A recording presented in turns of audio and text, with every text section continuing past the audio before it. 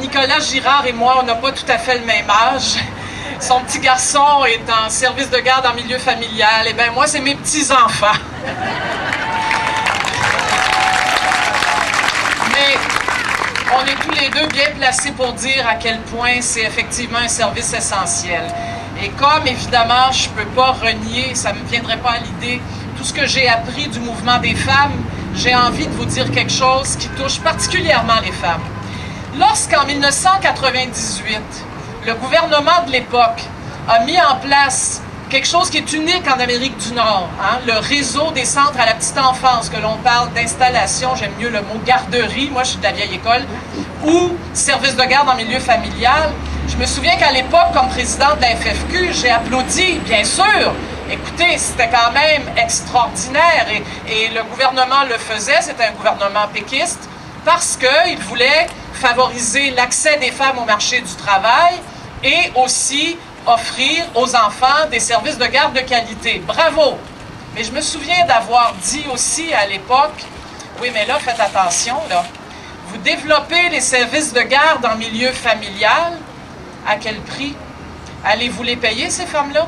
Allez-vous les reconnaître comme des travailleuses salariées? Puis leur donner tous les droits qui vont avec? Puis disons que là, j'ai senti un peu plus de mou. Et ce que ça me fait penser, c'est qu'en fait, l'histoire n'est pas nouvelle.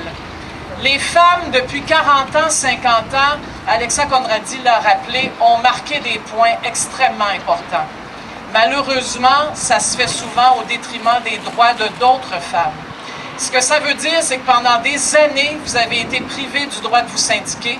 Vous avez eu des revenus que je considère totalement indécents, alors que vous vous occupez de ce qui est le plus précieux dans nos vies, c'est-à-dire nos enfants. Donc, vous ne pouvez pas imaginer à quel point je suis d'accord et nous sommes d'accord à Québec solidaire avec ce que vous demandez maintenant. Parce que ce que vous demandez au-delà d'un salaire décent, au-delà de conditions de travail décentes, c'est la reconnaissance du travail que vous faites.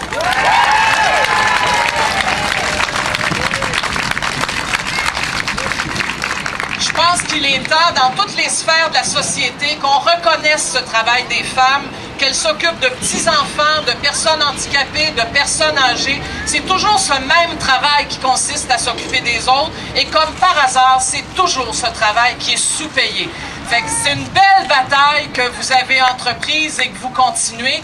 Et j'ajouterais qu'une bonne façon, plus large que votre bataille, puis il faudra la faire tout le monde ensemble, une bonne façon d'aller plus loin dans l'obtention de services de garde de qualité avec des travailleuses et des travailleurs payés convenablement, c'est de s'assurer que les 15 000 nouvelles places supposément accordées en services de garde le soient entièrement dans des services de garde publics. Moi, je voudrais juste conclure avec un message pour la ministre James et le chef du gouvernement, M. Jean Charest. Quand on sait maintenant, grâce au travail conjoint de l'opposition qui a été fait au cours de la dernière année, à quel point le gouvernement est généreux avec ses amis qui contribuent à la caisse du Parti libéral, à quel point des centaines de millions de dollars sont disponibles, que ce soit pour les firmes d'ingénieurs, que ce soit pour les compagnies informatiques, que ce soit même pour des agences de sécurité aux pratiques douteuses, aux liens douteux et mafieux, que le gouvernement ne vienne pas dire aux travailleuses que j'ai pas assez d'argent, que le gouvernement ne vienne pas dire que s'il n'est pas à la table de négociation avec des offres claires, c'est parce qu'il n'y a pas les moyens financiers. S'il a besoin d'argent, qu'il mette de l'ordre dans la corruption rampante dans l'octroi des contrats gouvernementaux.